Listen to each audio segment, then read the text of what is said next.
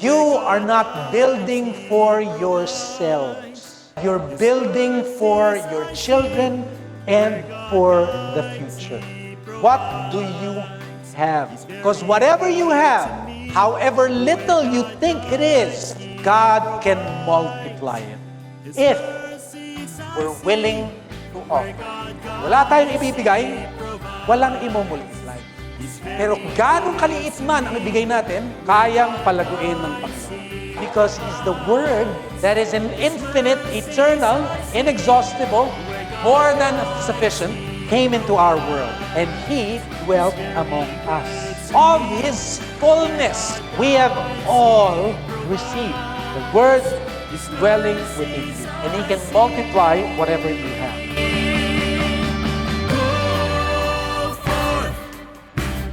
To the busy world.